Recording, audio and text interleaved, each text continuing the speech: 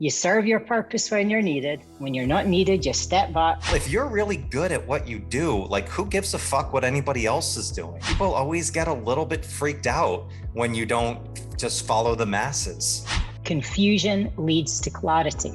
Hey, what's up, guys? Thank you for joining me and welcome to the show. It is a true blessing to be able to connect with the top minds in strength each and every week and share stories, insights, and experiences on becoming stronger in every area of our lives.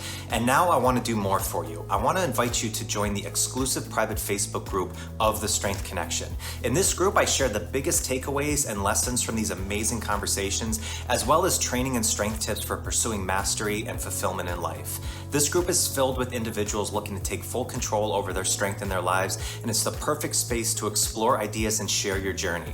And you'll also get exclusive access to the Strength Connection Mastery Seminars. It's a deep dive into physical, mental, and spiritual training that you can begin using immediately. Just go to the Facebook groups, type in the Strength Connection, and you'll be accepted immediately. Thank you so much for tuning in, and I'll catch you on the inside. Welcome back, everybody. Kirsten, thank you so much for taking the time. I'm so excited to talk with you. This is going to be great. Thank you for having me here. I'm very appreciative. Yeah, well, like I said, I think we have quite a few mutual friends that we've had in common, and you've connected me with quite a few really awesome people recently. So it's really an honor to have you now to hear about your story and about your world of strength and all this. So again, thank you very much for taking the time. No, I'm really grateful. Like I say, I love connecting good people. And I know a lot of good people in this industry. So whenever I see podcasts or I come into contact with people who have podcasts, it's almost like I feel this compulsion. By the way, do you know my friend David? Or do you know my mentor, Steve Maxwell? Or do you know Mike Mahler? And it's like I feel compelled to give out these names and just connect people. And sometimes I forget that I've got something to say as well, because I'm so busy connecting other people with other people. It's just kind of how I roll. And then it was someone mentioned to me, your podcast, actually, a lady who has consulted with me before. And she said, "Oh, Michael Kurkowski, do you know him?" I said, "Yeah, we're actually in the same coaches network." Yeah. "Oh, you should be on his podcast." I said, "Well, I can't ask him. You ask him." There it is, written in the stars. Yeah. I'm not that up myself that I'm going to say to someone, "By the way, I think I should be on your podcast." That's for someone to come and say to me. So it was very nice. Oh, gotcha. I'm hearing the whole story now, coming full circle. Absolutely, totally get it. There you go. That's beautiful. It's funny. I'm a similar person that, like, when you hear of people who have been inspirational to you, you just want to send their name out into the world just so more people can hear their story. And I never knew that was actually like a name for it. I think it's like a maven. I don't know if there's a book by Malcolm Gladwell. I think it's The Tipping Point. And he talks about those like people who are connectors. And I think he called them mavens. And I was fortunate when I read that I had a boss that was one of the best connectors. Like, he connected a community of people together. And I was like, it's such a valuable resource that we can just connect people together with it. Because everybody's got a story and you can just learn from people's stories so much. Absolutely. But yeah, it is probably a strength of mine, connecting people. And sometimes it's to my own detriment. Even with clients, I have been known to outsource to other people. And by doing so, I will essentially lose a client. But I have to work in the interests of whoever comes to me for help. It can't just be, what do I need? It's, what does that person need? So I connect people, whether it's in my best interests or not. I just see that as kind of my role. It's kind of like my purpose. It's almost why I'm here. I'm this middle person that's meant to connect other people and end up being part of the chain, I guess. Yeah. That's a beautiful message of, I guess that's really the example of abundance, right? If you live in a scarcity mindset, you think that there's only a certain amount of people, so I got to help everybody that ever asked me a question, when you might not be the best person for that person when you're thinking about it. Absolutely. You move that away. Yeah, that's a compound effect. That's just a good message for the world. None of us know everyone. None of us know everyone. I mean, I remember there was a British business coach that I was involved with for a little while. And I remember mentioning to him during one of our conversations one day, "Oh yeah, if I'm not the right person for someone, and I will refer them on, because I have a network of people." And he said, "Whoa, so you refer out? I said, yeah. Yeah. That's bad business, Kirsten. I said, no, that's in the interest of the person. Yeah. It's what it is. And so I didn't see it that way, but it kind of awakened me a little bit to how other people perceive the way that I do things. Some people will look at the way I do things and say, well, but that's not in your best interest. So why are you doing that? And that's a reflection on society that we live in now, where people are just very much, I'm all about me. It's not about we.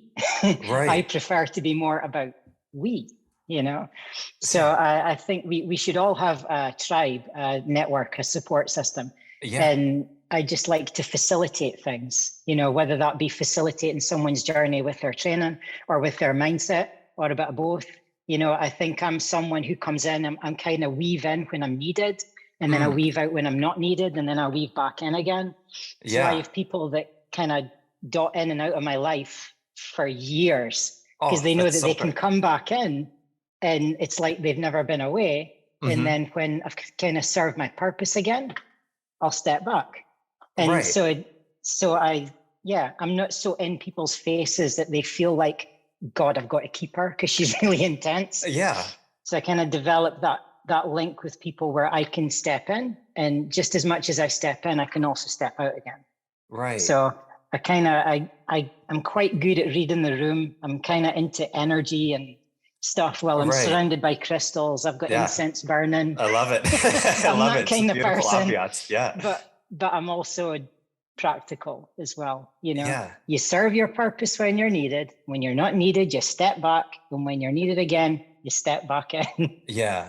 Well, without judgment. Yeah. And it's something that we can all say very easily to do, but to live it and actually do what you've like mentioned there and actually refer when you know you're not the best person. I thought it always the same way. I don't know what you think about this, Kirsten, but like competitive analysis. People used to do that all the time in business of like, you have to know all of your competitors all over the place. I was like, well, if you're really good at what you do, like who gives a fuck what anybody else is doing? It's like they could be just as successful. It doesn't mean that it's taking away from your success. Yeah. And it seems like it's kind of along the same lines here. It's like everybody needs help, especially in the world of strength and health and fitness. Absolutely. It's like there's plenty for all of us to work with. Figure out the best avenue for them.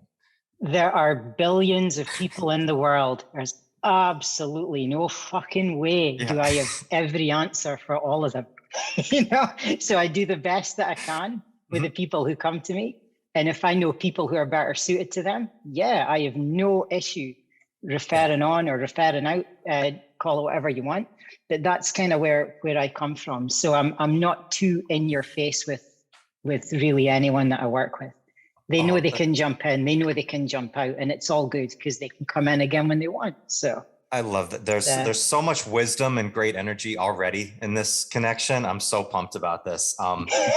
So to bring this all the way back, you know, I mean, obviously you didn't start with this wisdom and this mindset, I'm sure. I mean, it's been a long journey of what you've done in this world. And I got a chance to hear you had a beautiful message a little while ago about your origin story of kind of getting into this world, where you said something in that, which you made a quote in there that I'm going to steal and I'm going to send it out here because I loved it. Was sometimes we heal in public so the ones doing it in private can keep going.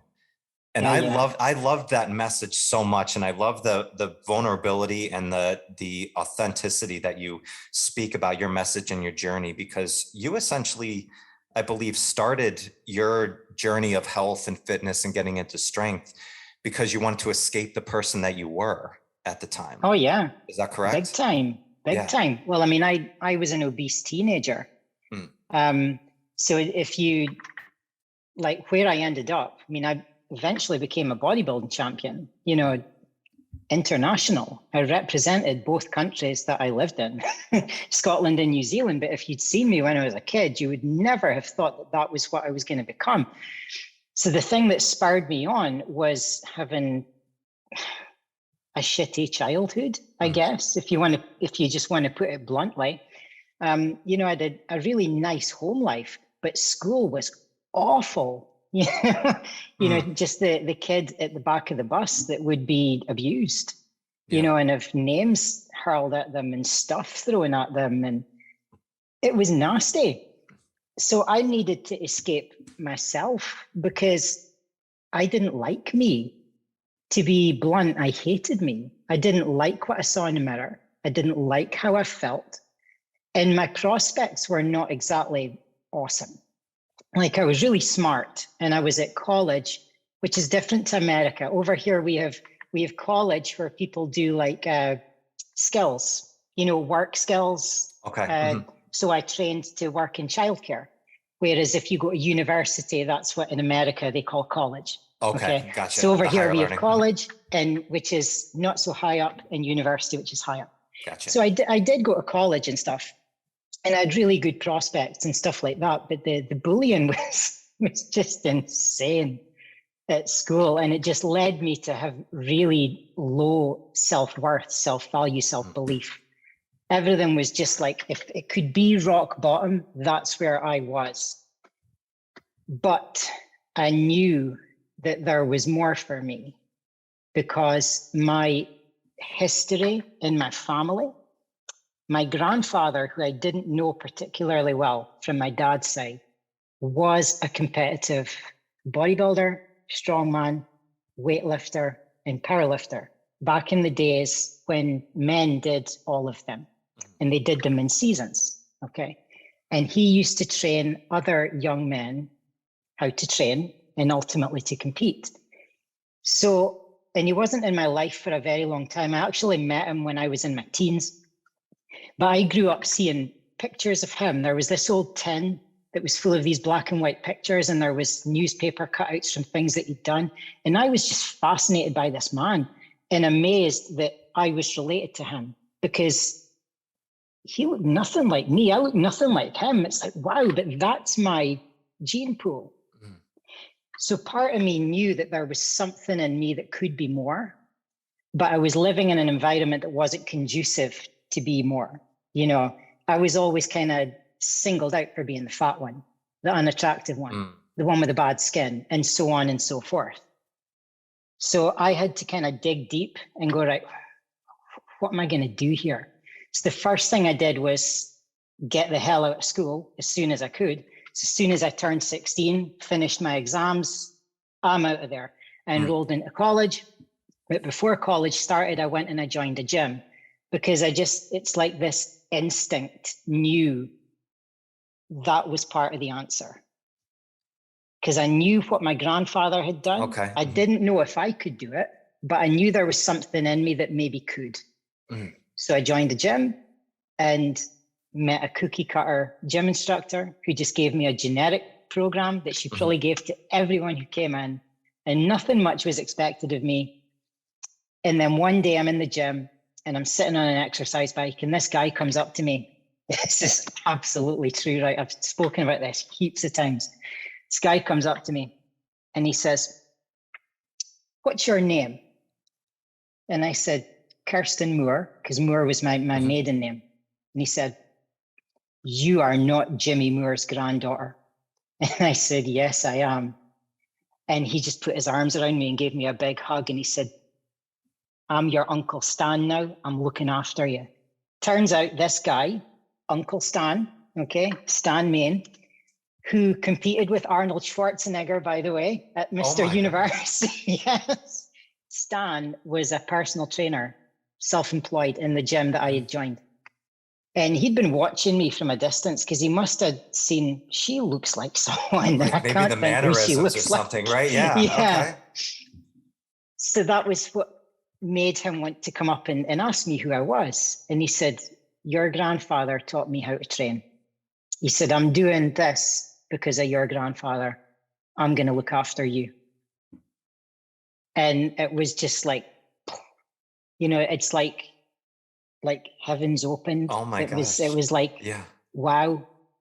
Because I was in the gym and I was doing what I was doing with this cookie cutter program and I was doing okay. Mm-hmm. But the minute he stepped into my life, everything changed. He was my first mentor and he taught me so much about training. And it's not that he had to, but he clearly felt maybe like a duty or a responsibility to pay it forward because my grandfather had helped him. Mm-hmm.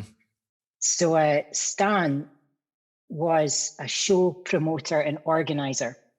And he said to me when I'd been training for nearly a year, I've got a show coming up. I think you should come and see it. I said, yeah, I'll come and see it. So I went and I watched it. And he said to me after the show, next year, I want you to be on that stage. And I said, yeah, right.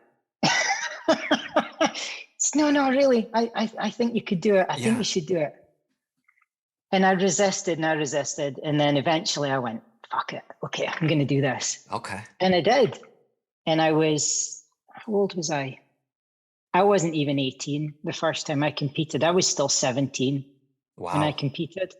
And I did the figure class at his competition, which was the Mr. and Miss Granite City, because I come from Aberdeen. And Aberdeen, for anyone who doesn't know, is known as the Granite City because it's made predominantly of granite. Gotcha. So that's why the show was called that. And I didn't win, obviously. I was like a skinned rabbit on stage. It's like there was nothing there. I'd gone from being this obese teen to this gaunt, like thing up on stage. Yeah, emaciated. But the pride I felt from being up there. Really? I was like, man, this is it. Because I was this 17-year-old kid and I'm on this stage with women who are twice my age and who whipped my ass. But they were so nice to me and so welcoming and so kind.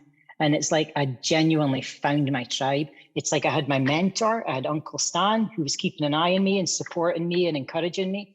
And now I'd met these women who were powerful, strong, welcoming women. There wasn't a competitive feel backstage back then. Everyone was just there helping each other. It was really awesome. So that first show I did, I was joint last with a very good friend of mine. And the week later, I did the NABA Scotland. And again, I was joint last with the lady who is still my best friend to this day. And then I did another show after that. And I was last again. But I'd got the bug. I'd been bitten by it. And I realized, man, I can do this. I can actually do this.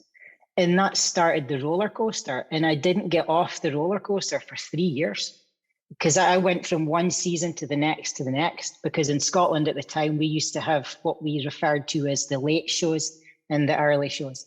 So the late shows were built around the NABA universe and the early shows were built around the NABA Britain. So everyone would say, right, we're doing these shows there and these shows there. And everyone would it was just like a rolling effect. You just went from one season into the next and you just kept going. And that was my life. That became my life. That was what I did. I ended up not working in childcare. I finished college and ended up working in the sports nutrition and supplement industry. Friends of mine owned a store in Aberdeen that sold supplements and they pulled me into work there. And then the next thing I know, I'm doing part-time hours in the gym that I was training at as well. And I'm instructing people there. And my life just changed. It's like everything shifted. I went from being this kid that was fat, no confidence, no prospects, no hope, to creating something completely different. And it was crazy. It was like, bam. That's so crazy. How long were you working out at the gym before Stan came up to you and kind of asked you? Oh, not long. Okay. I'd only been there maybe a couple of months. Okay. Yeah.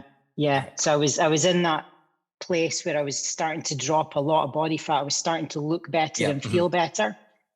And so I hadn't been there long, but he intervened at a really good time because I was starting to get into bad habits with training. Yeah. So he stepped in and started to make sure that I knew what I was doing and that I would learn the right skills. Yeah. So a lot of what I teach even now is stuff that he taught me then in those formative years, and I just continue to pay it forward. Yeah. It's so funny when you think back to beginner days when you get those newbie gains, though. You can do everything wrong and still get the gains. Absolutely. I mean, that time. back then it wouldn't have mattered what I did. Yeah. The very fact that I was doing something, anything, was better than what I had done before, which was nothing. Mm-hmm. So you're always going to change. But certainly being pulled into that environment, Absolutely. That bodybuilding mentality, that tribe, because it is very tribal. It certainly was in Scotland at the time. Everyone knew everyone, mm-hmm. and you were all at the same shows, and it was amazing. You always saw the same faces, and everyone just knew each other. Yeah, that community feel.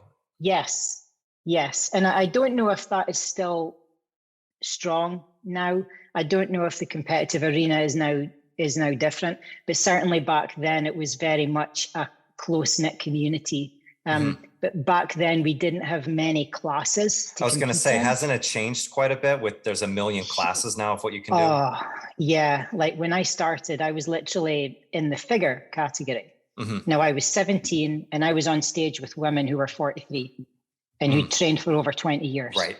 And had 30 kilos more muscle than I did.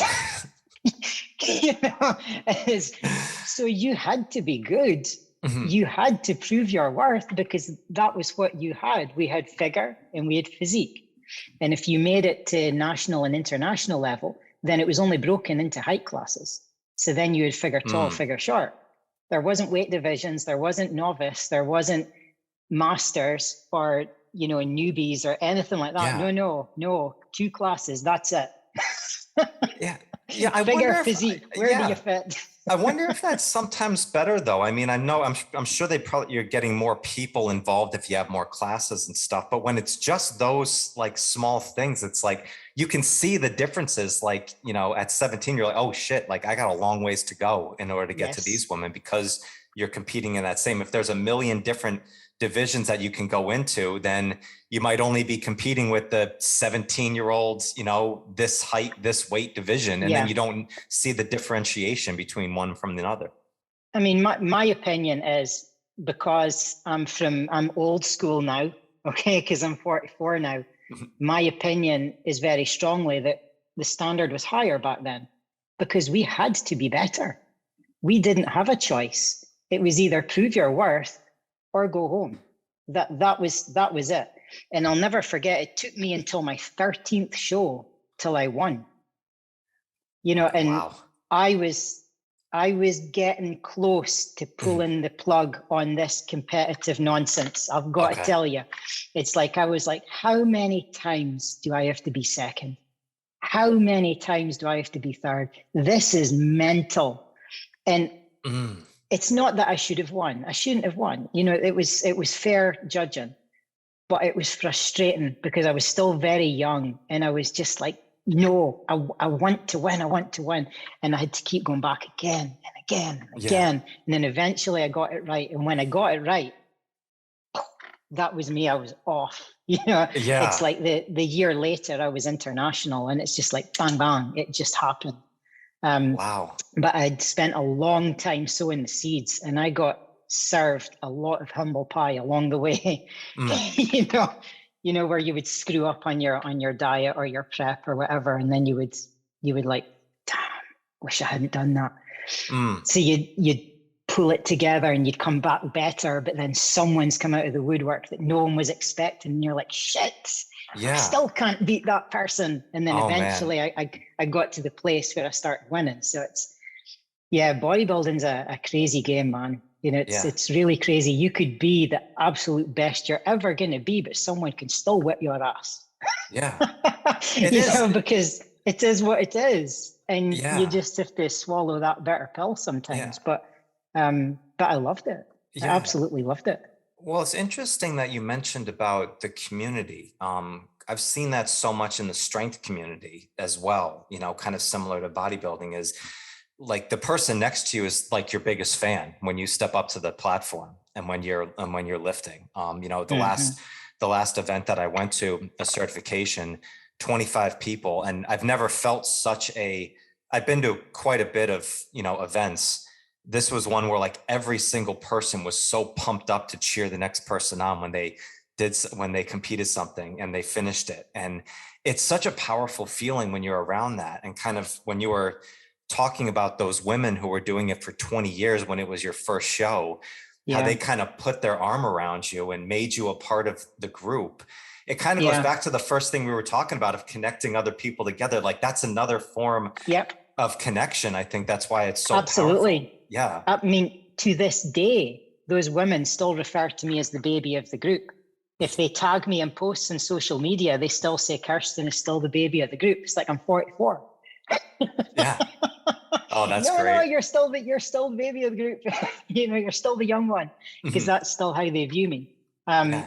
Community is vital, and I felt a similar, not as strong, but a similar feeling when I was more heavily involved in the kettlebell world. Because when you are part of a federation, well, that's an identity, isn't it?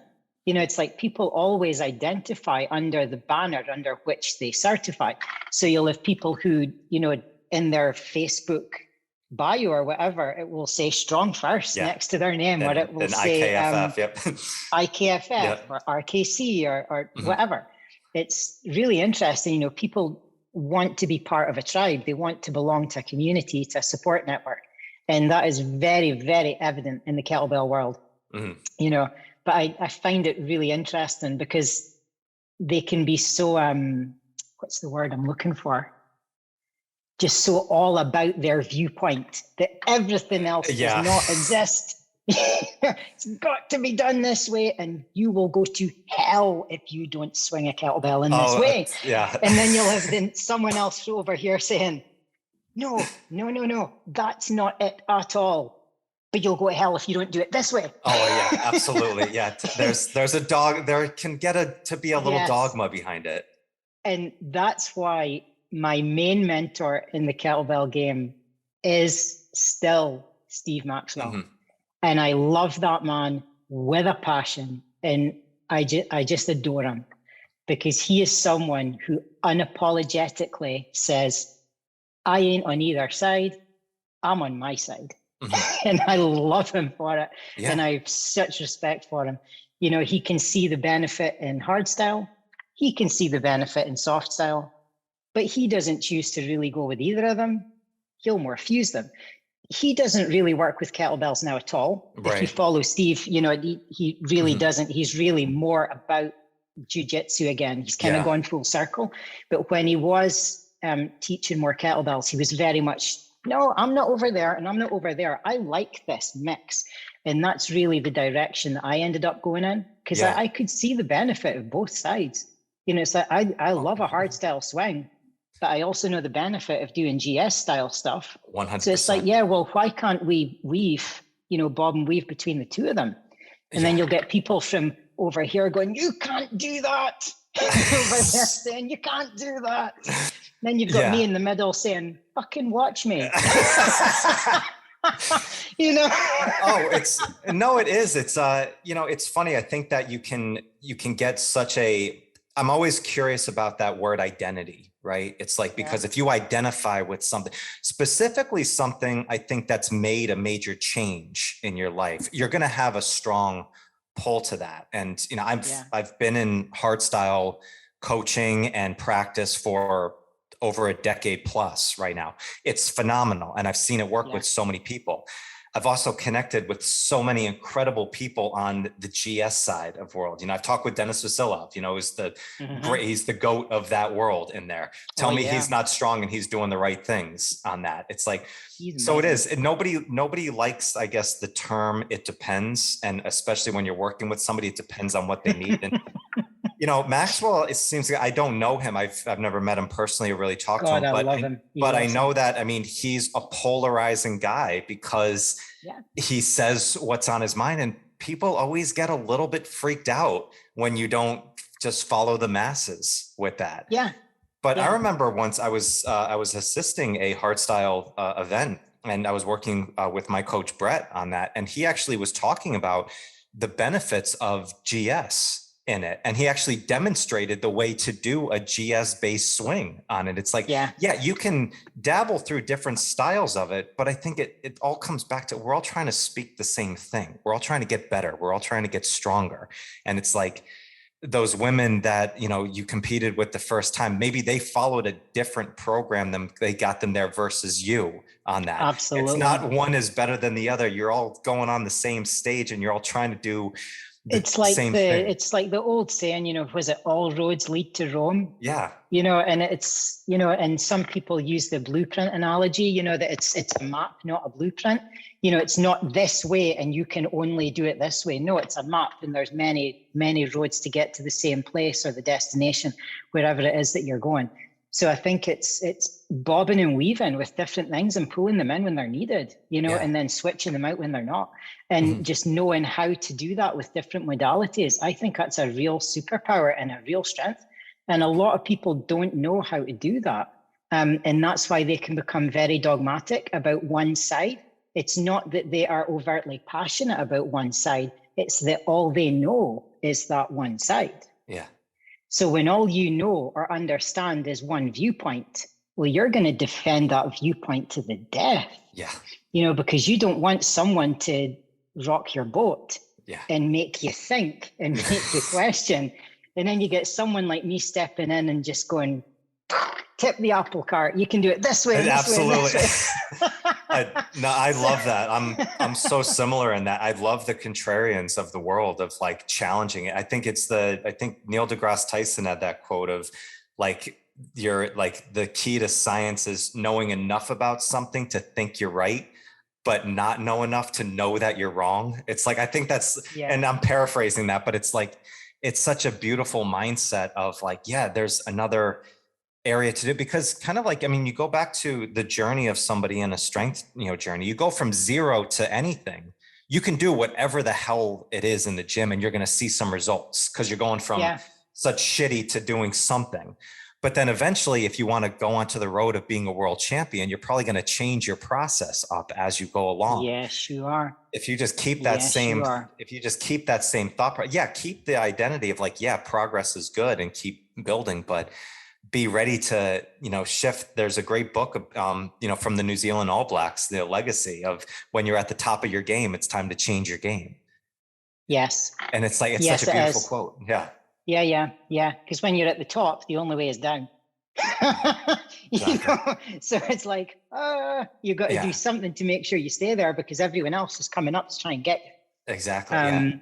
So there's a lot to be said for being an underdog. Yeah. I want to bring you back to this training journey when you started with Stan. Like you said, you were really trying to change who you were. You didn't like yourself. You know, you really, you know, you used the word like you hated yourself in there.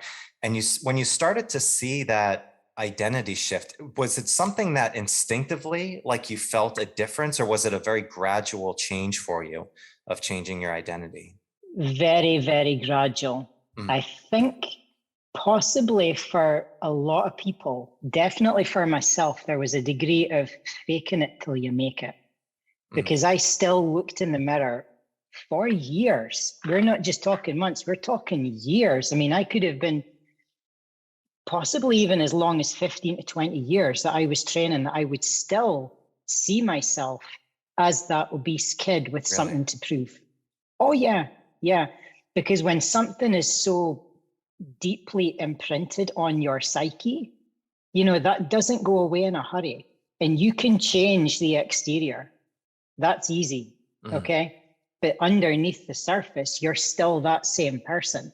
So even though what you're presenting to the world is new and different, and people are like, oh my God, you're so amazing. Underneath the surface, you're still that insecure kid that is wondering, is it all going to fall apart tomorrow? You know? So I would say I really only changed on a deeper level when I became a parent. And that was when I was 30. Definitely for me and potentially for other women, when you become a parent, something shifts. The way you see the world shifts. Your perception of a lot of things shifts. And that was when I became a lot more at peace with myself, even when I wasn't in contest shape.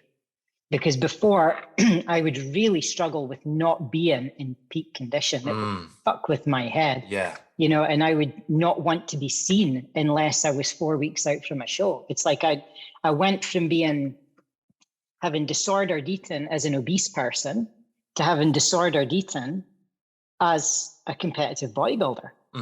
I just went from one extreme to the other. I still had an eating disorder. I looked like shit over there and I looked great over there, but I still had a disordered eating pattern. Yes, okay, yeah. So the relationship with food was still messed up. So yeah, I would say it took me a long time. It was a gradual period of evolution. And in some respects, I'm still not entirely there. And I don't think we ever are entirely there. We're continual works in progress. Right. You know, especially as you start to learn more about yourself. And for me, that seemed to kick in at about 40, when you start to look more at yourself and your past, and you start to unlayer things and figure out why you did this and why you act like that. And you start to sort things out from a mindset perspective. Yeah, something shifts at 40. It's bizarre. You know, so for me, I had that shift at 30 when I became a parent, and then a shift at 40. And it's just an ongoing journey. It's almost like something that you think you're nearly there, and then the goalpost shifts. It's like, no, there's more to learn. Now I'm going further along the path. It's pretty crazy. But no, it wasn't something that was like, yeah, I'm great. I'm there. You just popped. Yeah. And normally it's not. Usually, I mean, it's a lot of stepping stones to get there. But do you think that is kind of going off that? Do you think that's, you just kind of look at the struggles that you have more objectively rather than emotionally at a time when you Probably. Probably. You know, don't get me wrong. There's still days where I will be absolutely stuck in emotion. And I think we all get like that sometimes. Yeah. But by and large, I'm able to look at things from a more objective viewpoint. Because again, I'm talking about things like this a lot more now, with a view to sharing what I've been through and experienced, in the hope that it helps someone who's maybe going through a similar path. Yeah. So it makes it easier to start talking about these things. It's a really interesting thing. Like, I was on a podcast last week and a lady asked me, you know, if it's not too triggering, can you tell us how you started? And my answer was, it's always going to be triggering. Yeah. Right. Yeah. You just get better at talking about it. You just get better at managing it. And as you said, you start to view things more objectively, and making peace with stuff as well, you know, and self-awareness, self-development, all that stuff that seems to come with age, not for everyone. Right. But for a lot of people. It's an interesting ride. It's definitely an interesting ride. Yeah, it is. And, you know, I think that's something that it would be nice if we think that these things, when we start doing other great things, will just eventually go away. But it's that shadow side of who we are. You know, we all have things that we wish we did differently. And for some reason, I think we have this thought in our head that when we do these other things that are better for us or healthy or whatever it is, that other side of us goes away. It doesn't go away. It's still a part of us. You know, it's kind of like never goes away. Yeah. Well, it's kind of like, you know, I don't know if you ever smoked cigarettes before, but I remember I smoked when I was a kid. Yeah. I still get a craving every once in a while, and I haven't smoked in 15 years, you know, but still that craving every once in a while just kind of pops up from something. And not that I'm going to do something about it. I don't need to run out and grab a pack of cigarettes, but it's almost like that little reminder is kind of in the back of your head, like, yo, hey, buddy, like, you know, you did this before and it can come back. So choose the right, you still need to choose the right decision every day. Yeah. So I think those things and those issues that we deal with over time, I think it's important that they almost don't go away. Like, we get better at solving them. They're there as a reminder. And I think if I hadn't been through the dramas that I have to get to where I am, there's no way I would be talking to you right now. There's no way I would be helping the people who I help. You know, there's no way I would have accomplished the things that I've accomplished if it hadn't been for that weird stuff, hard stuff at the beginning because these things do shape us and they drive us. You know, it's just learning to use the negative stuff that has happened to you to drive you forwards rather than keep you stuck or hold you back. Mm-hmm. You know, it's seeing it as an opportunity to propel, to create, to ascend, to elevate, move, whatever word you want to attach to it, it doesn't matter. It's all the same thing. But you can either view them and keep yourself where you are or slide back. And I've seen that happen to many people, and you probably have too. Mm-hmm. Or you can use it to go forwards. So I choose to use it to go forwards. But like everyone else in the world, I have days where it's hard and days where I struggle, you know, where I have to, you know, where I question, Jesus, what am I doing this for? Right. You know, where am I going? Where am I going? And then clarity comes back and it's like, boom, I'm back in the room, and then off we go again. Right. I'm very fortunate. One of my very dear friends is a psychologist, and he's a very, very good one. And he said to me quite recently when I was going through one of my blips, and I said, you know, I'm just confused. I'm confused about everything. And he said, Kirsten, confusion leads to clarity. Every time. He said, never forget that. Confusion comes before clarity. So when you're confused, just sit back because you're about to learn something. Yeah. And I thought, okay. And he never lies to me. So when he tells me stuff like that, I know that he's telling me fact. Yeah. So I take it on board, and he's always right, you know. So it's like I can feel completely confused about something, but you know that you're on the cusp of something making sense. Yeah. So I don't get as overwhelmed with confusion now as I maybe would have done when I was younger, partly because of what he told me, you know, confusion before clarity. You're on the edge of learning something. So I say that to some of my clients as well, because I've had people say to me that, you know, getting frustrated with their training, you know, and this isn't going the way I want it to go. And I thought I was going in this direction, but actually I'm going in this direction. And I'll share with them the same line, confusion before clarity. We're about to figure out that thing that you need. We're this close. Just ride it out. And then when they go over that tipping point, it's like, yes, we're there now. Oh, I know. And it's so true. Until the next one. Yeah, exactly. Yeah. Until it comes again tomorrow. Cause I say, like, it's a tough, it's challenging to sit in that confusion.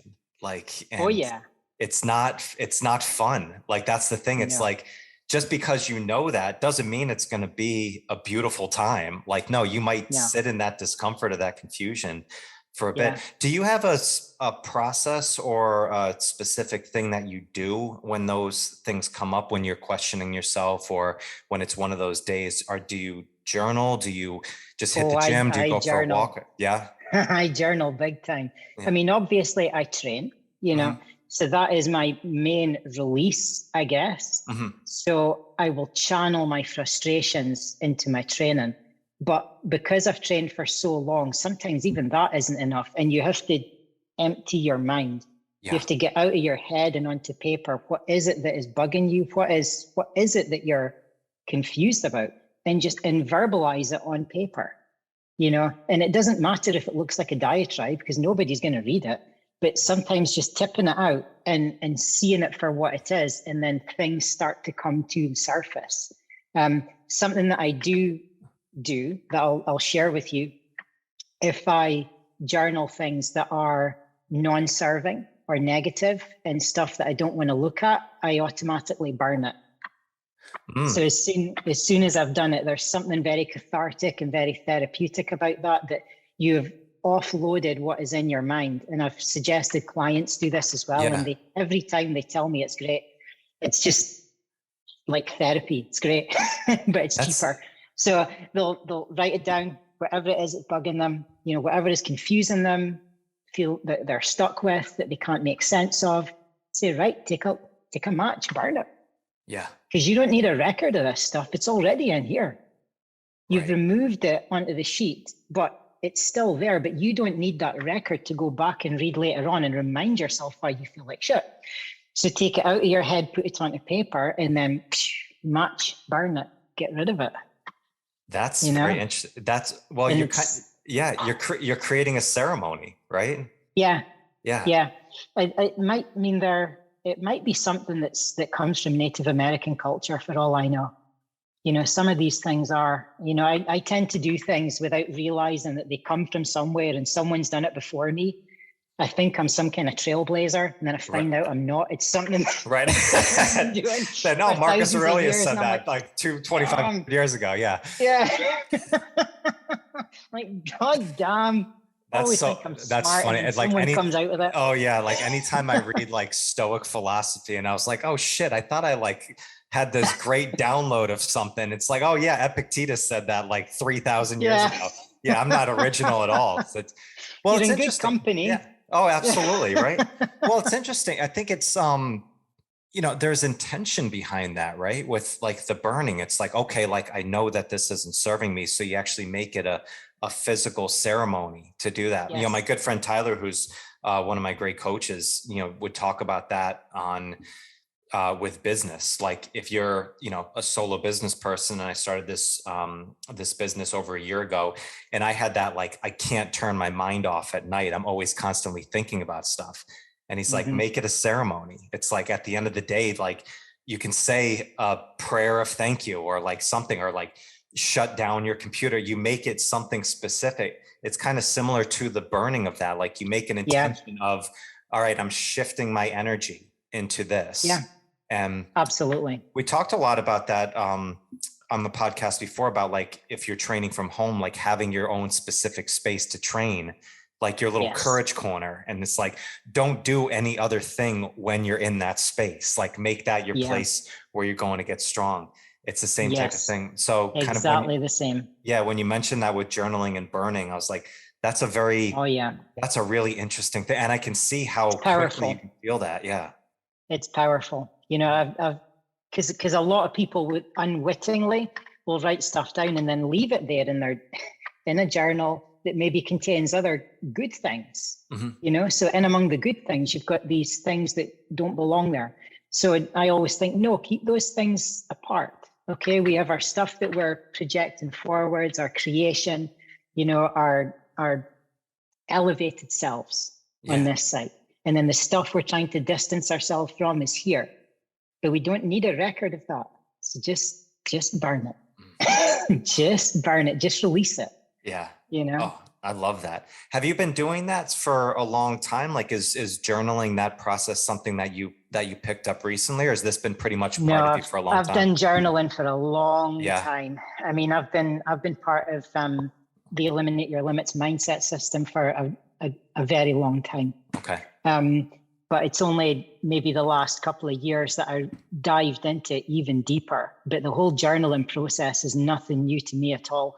I'd say the last couple of years is when I took it up a level and started investing more time and energy into it, and then started incorporating it into my teachings with others as well, to help them highlight stuff that they were maybe avoiding that was presenting blocks in their training.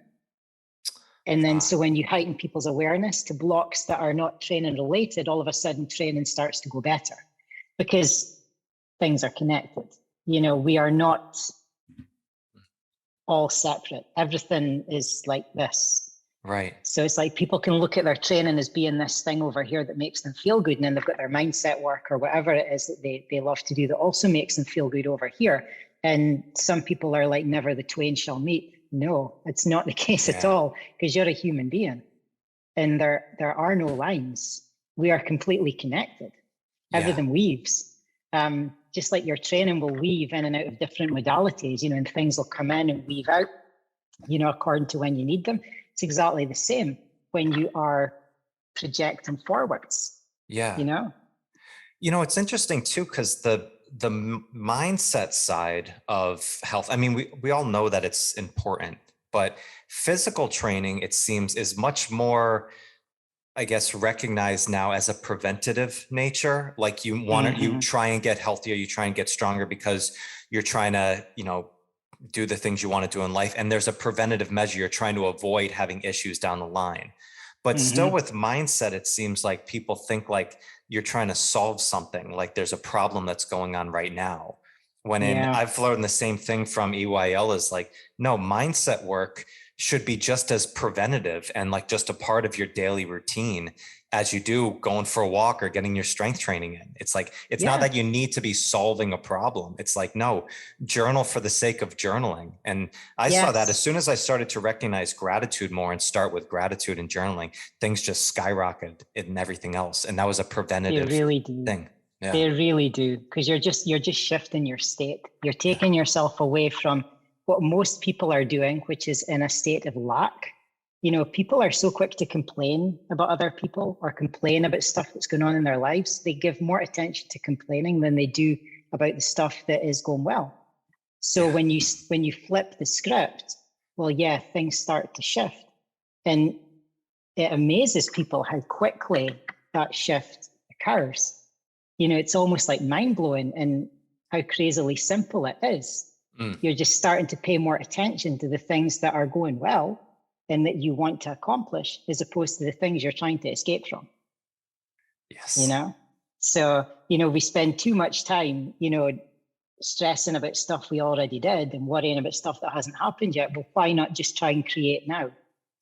Make now as good as you can. So yeah, I try and weave journaling tactics and principles in with training, and I find it pretty effective.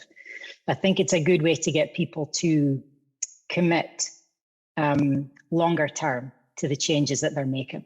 Because I think sometimes people will adopt a new way of being, whether it be starting a kettlebell program, bodyweight program, bodybuilding style program, it doesn't matter what it is.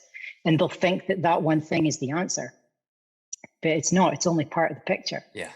So you need to take in the other side and have them come together. Yes. And then you have someone who now you're going to have success with that person. Now you're going to have them continuing and going further and going longer and deeper into the journey. Yes. Yeah. And in our program, we call it recovery and discovery. It's like the program is about discovering. That's the offensive side of the ball. The recovery is all the defensive side, about what are the things that you're in their life that are blocking you from doing all those things. If you don't scout that defense, then it doesn't matter how good of a program, how good the offense is, you're eventually going to hit that wall. It's the same thing. Yeah, it's exactly the same. Yeah. Exactly the same. Yeah. So Kirsten, this has been a blast hanging out with you. So this time just flew by. I'm going to have you back on. We're going to have to do a part 2. Thank you so much. Yeah, but I enjoyed this. No, same. No, I appreciate the message that you're putting out, and you've been able to connect me with a lot of great people. So personally, thank you so much for that. You're welcome. I really appreciate you taking the time here. I really enjoyed it. This was awesome. Thank you for letting me be here. Absolutely. If people want to follow you to check out more of your work, what's the best place that we can send them? They can find me on Facebook. So just look up Kirsten Tulloch or Kirsten Tulloch Coaching. And on Instagram, I'm Kirsten Tulloch Coaching. There's only one of me. So kind of easy to find. Just look for the Superman tattoos and that will be me. That's it. Yeah. We'll have to talk about tattoos the next time when you're asleep. So I love it. Kirsten, thank you so much. This is great. You are so welcome. Listeners, thank you so much. Catch you on the next one. Peace. Thank you so much for joining me today. I hope you found some great value here. And if you like this episode, please drop a comment and leave us a 5-star rating and review. It does more to build the show than you can imagine. And do not forget to check out and join the Strength Connection Facebook group. In this group, I share the biggest takeaways and lessons from these amazing conversations, as well as training and strength tips for pursuing mastery and fulfillment in life. This group is filled with individuals looking to take full control over their strength, and it's the perfect space to explore new ideas and to share your journey. And you'll also get exclusive access to these Strength Connection Mastery seminars. It's a deep dive into the physical, mental, and spiritual training that you can begin using immediately. So do not wait, go now. Seriously, go. All right, much love to you. Thank you so much, and I'll catch you on the next one.